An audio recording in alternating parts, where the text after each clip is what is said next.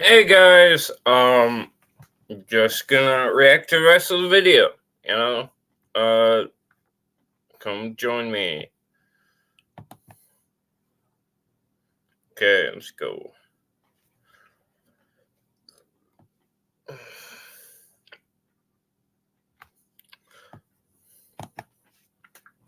Wait, I wanna make sure you can hear me.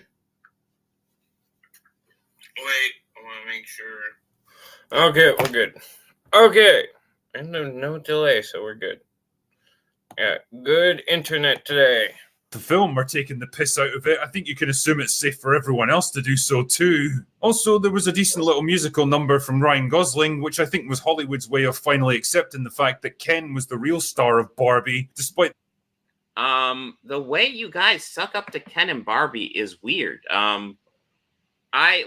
Frankly, I was kind of shocked he was nominated, frankly. I thought he did a great job as Ken and Barbie. I thought he did great. But I don't know what in that performance got him the nomination, especially when you look at the other supporting actors. It's like you get Well, if you watch the movie, all the men are put down in the movie, and women, like men, what the movie is trying to do. Its logic is that, well, the director think that women are oppressed, right? And so her logic is, what if we just flip it and now the men are oppressed? And the fact that Ryan Gosling does a really good acting job, and he's good at singing, and he does really good stuff. And Margot Robbie just kind of Margot Robbie. You get Robert De Niro in Killers of the Flower Moon. You get Robert Downey Jr. in Oppenheimer, and then you got Ryan Gosling in Barbie. Oh, I thought he was going a different direction. That's my fault. If we're comparing, that is a good point. If we're comparing it to like all the different big name actors, or especially Robert Downey Jr. and Robert De Niro, it is a bit odd that this movie. But if I had to say anything, if I had to make a guess, I guess it would be because of the politics of the movie. But yeah, I don't know. And it's like Ryan Gosling was great, but like he doesn't compare to those other two remotely. Those other two fucking were insanely good. And frankly, I haven't seen all I don't know if they I say it's neck and neck. Seen the other two performances listed, but like of those three that I have seen, Robert Downey Jr. I thought was the best, and I thought he maybe if I see the other two, I'll change my mind. But as of right now, I'm like that of the ones nominated, he definitely deserved the award. But number two, in a close second, would have been Robert De Niro in Killers of the Flower Moon, and then Ryan Gosling. Like as much as I thought he did a good job, I didn't think it was nomination worthy. And I thought it was bizarre that Greta Gerwig, if you're going to nominate Barbie for anything as best director, and Greta Gerwig doesn't get a nomination, so bizarre. That movie is, for one, the movie is, it doesn't know what it's trying to say. I don't want to go into a Barbie thing. So the movie doesn't really know what it's trying to say. The real world, there's Barbie world and there's a real world. The Barbie world in the movie, it's not even the real world. It's the real world as through the lens of the director's weird political shit, whatever. the movie's attempts to put him down in every possible way. Anyway, enough about that. Attempts to put him down in every possible way. Ryan Gosling's Ken is the antagonist in a lot of the movie. Just saying. Well, it doesn't do a good job at really portraying that. At least you don't get the feeling that he's the bad guy. Right, let's talk about the winners and losers here. The three. I do find interesting how you keep on cutting to Sydney Sweeney's tits, which had nothing to do with the Academy Awards at all. He likes boobs. Who doesn't like boobs? What's wrong with boobs? I like boobs. Lesbians like boobs. I like lesbians. Nothing wrong with that.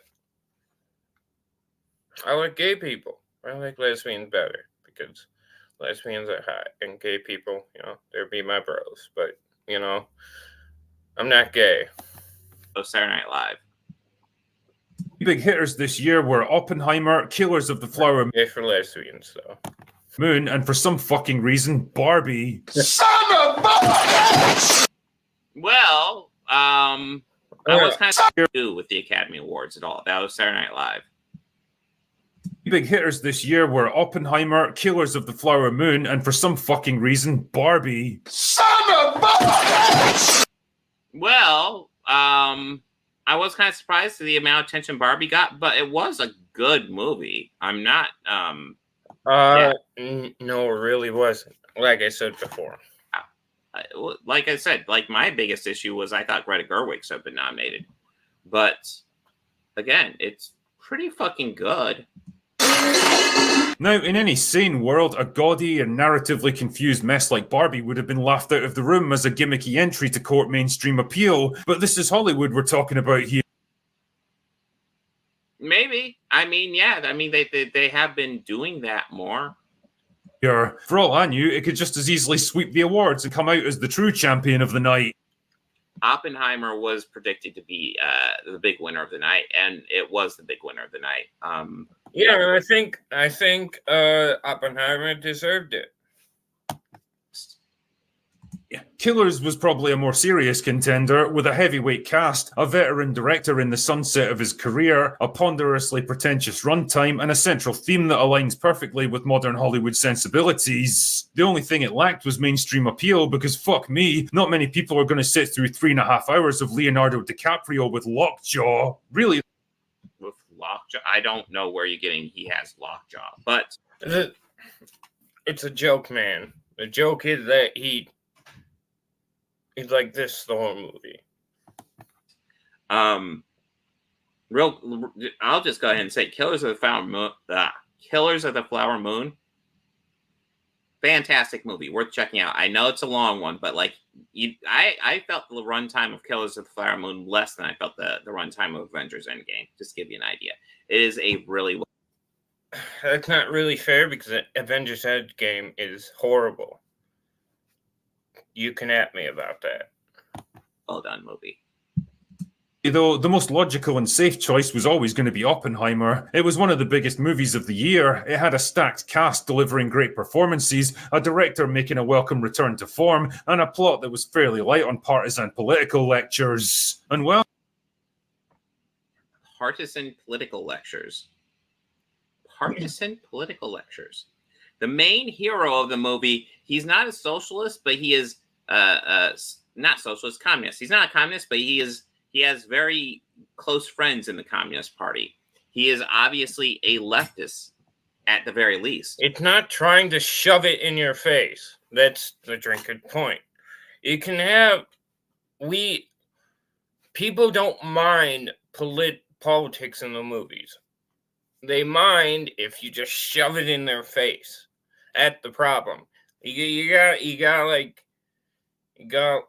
try and hide it under a message, or you gotta not hide it. You can't be you can have a giant, imagine you're in the dark. You just can't have a giant flashlight suddenly in your face. It's awful. It's gotta be down the toward the end of the cave. Oh, there's a light down there. Okay.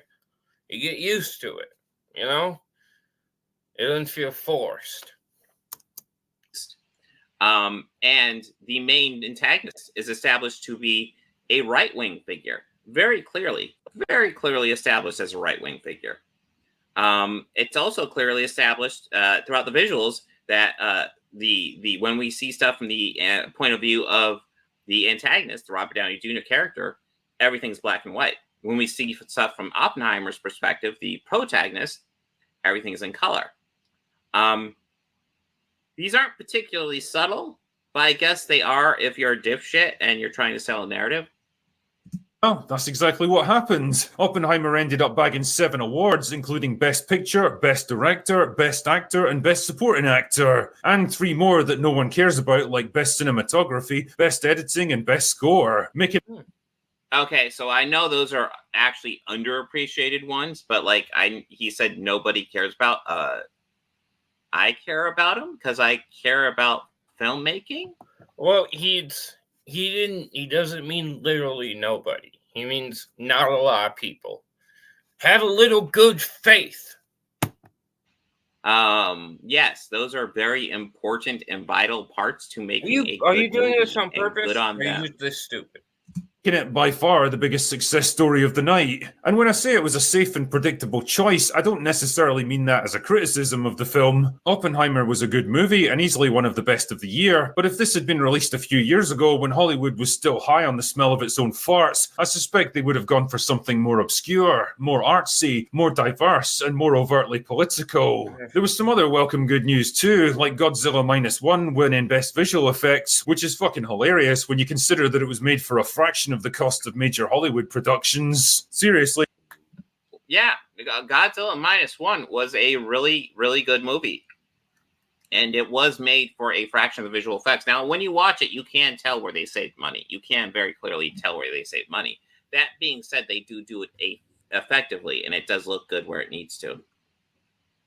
I agree with that. If that doesn't encourage studios to start trimming budgets and prioritizing good storytelling and characterization over shallow visual spectacle, then I don't know what will. The only real disappointment for me is that it wasn't nominated for more categories. Like, how could it not get a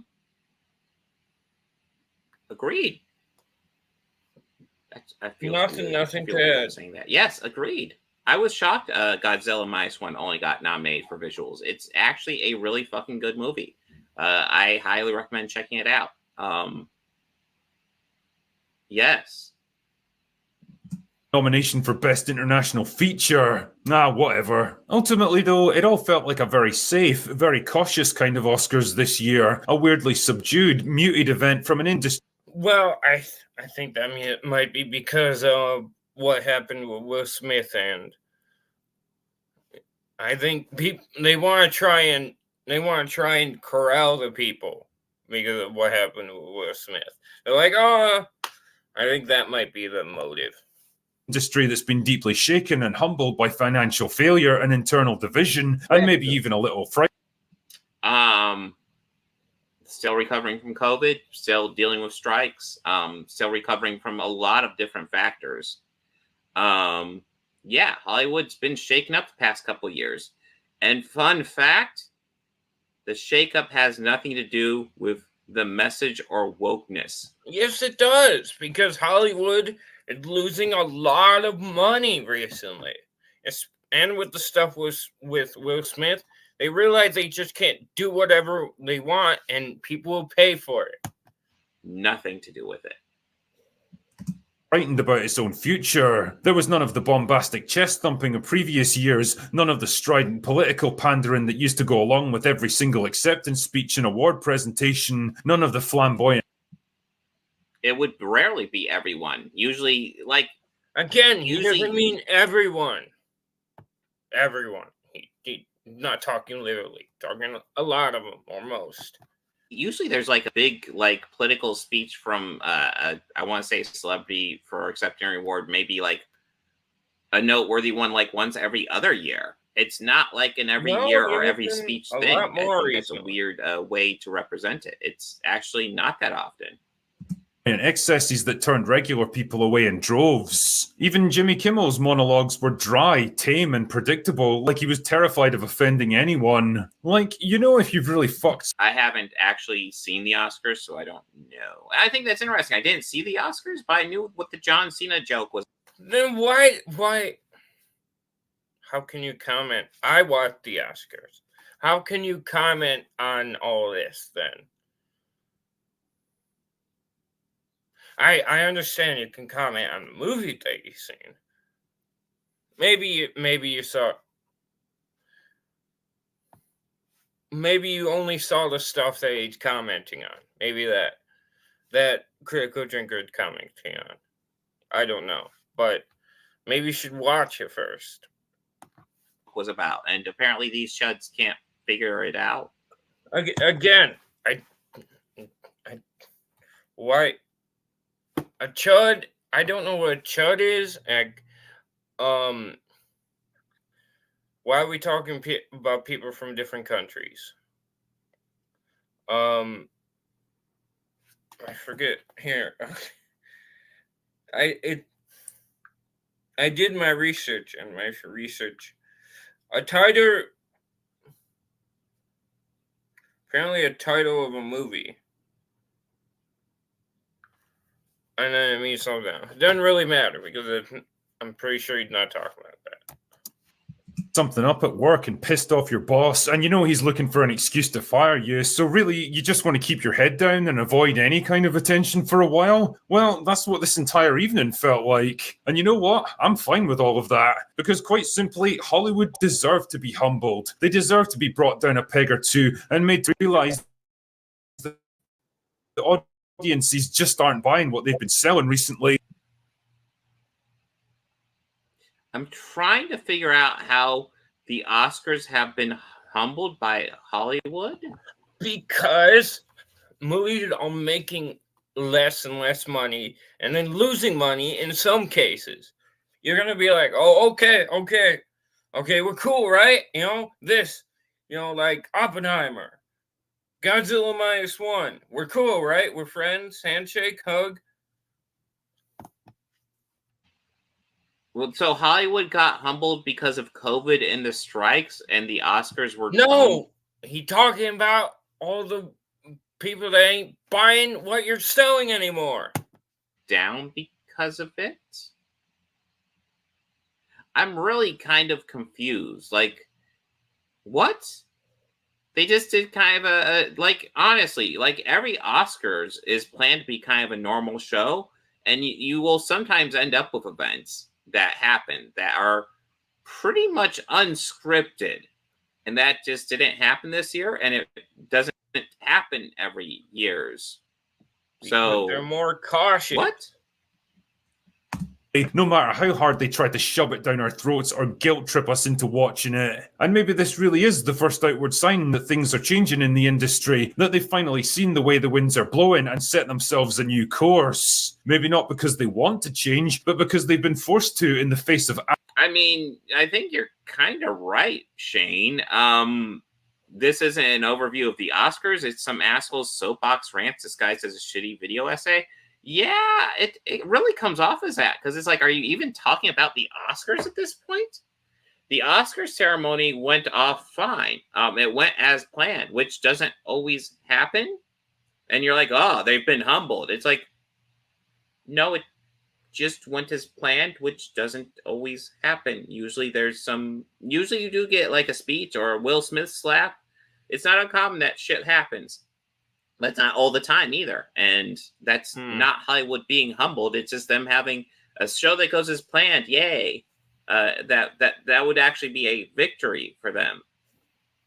And it's not like, they got humbled because of woke stuff. Because as I've already pointed out, Oppenheimer, the big winner, completely not an anti-woke movie. It's not about being anti-woke. It's about not forcing it upon you. Not remotely at all. A movie with very clear and unambiguous political messaging that you guys want to ignore because it was also very successful and you guys like to act like Christopher Nolan's some anti-woke. No. I already said my piece. Right-wing hero when he's pretty clearly not. Absolute collapse. But fuck it, a win's a win at the end of the day, and with a little luck, this might just be the first of many. Either way, the drinker shall be watching them very carefully over the next couple of years to see that they make good on their promises. Anyway. What promises? The Oscars goes off without a hitch, and that means movies won't have the message anymore? What? I am so, It's because you're dumb or you're being bad faith. God damn it, drinker. You suck. That's all I've got for today. Go. Go away away now. now. Yeah, No Shane. way, no. More. I'm digesting it. Yeah, you fucking nailed it. It's just some shitty like essay trying to pose as like a victory lap for the Chuds, even though Again, can you? I've been trying to look up what Chud is, and I can't really find it. Someone in my comments, explain what Chud is, please. it's literally just an Oscars show that went off well, that went off without a plan. That's it. That's it. It's not a victory lap for the Chuds. It's a fucking Really? Oscar ceremony. Jesus.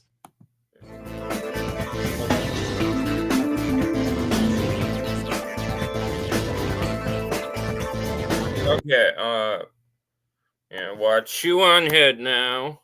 Hopefully I can find the video.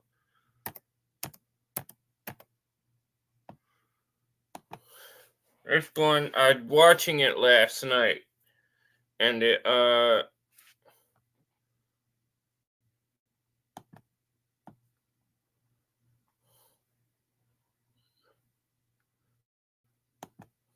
let's do this before my internet dies. Wait. Here it is. The rise of AI girlfriends. Doesn't matter.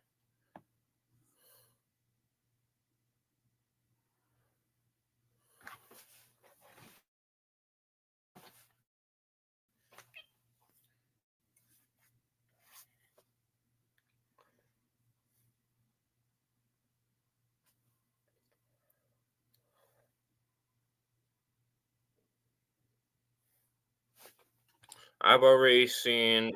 Hello, friends, and happy Whoa. 420. Oh, okay. In Albion, no matter Hello, friends, and Whoa. where you go or what you do, your mouth will. it is 420 as I'm filming this. Now, I got a lot of comments on my last video like, wow, this made me want to kill myself. accompany And it you really on your got me journey. thinking, you know, Perhaps I should you'll pick probably the make like odds. a fun video to break up all the doom and gloom. So one of the most popular video requests I get is to do another For you to reading do. comments Meet Henry, video. the world's I did fir- one 3 years ago, Oh, and you guys ah. loved that video. Is her makeup and hairstyle the female equivalent to guys who still wear jorts and Sublime t-shirts in their 30s and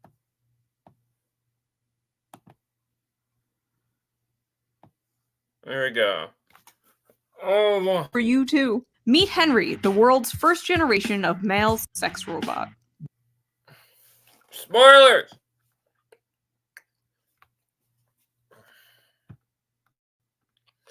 I get to. Hopefully, Do we're not fret. We have a solution to that. That's right, ladies and gentlemen. Today's video is about the rise of AI girlfriends. From movies like Cherry 2000 to Her to Blade Runner 2049. You look lonely. I think this is to get my point in before she does. I think it's very weird. It's like from my understanding, I've already seen this video, so she didn't talk about this. Well, she didn't talk about it through the video that I've been through. But I feel like they're meant to like mirror your emotion to you almost. You know, you cater them to your what you like. You know, it's like you're dating yourself almost, you know? And that's really kind of sad, to be honest. I can fix that. AI women and men have been a fantasy in sci-fi for a very long time. But now it seems we are coming closer than ever to that fantasy being a reality. And just in time for the I'm gonna try and get to 10 loneliness minutes. crisis. What a There's my coincidence. cursor. There it is. Happens every. But is this fucking- rise in technology a solution to said crisis? Oh, or will it make it worse? And to really do some in-depth research into You know what, guys? this topic, I downloaded an AI girlfriend and we're going to create her together. You know, guys. Thank you. But for those of you who do have a significant other for this Valentine's Day, today's sponsor is here for you. Something I think your partner will very much enjoy that AI can't.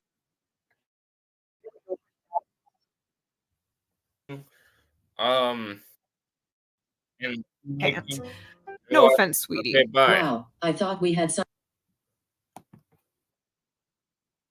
something special. Holzkern is an Austrian company founded in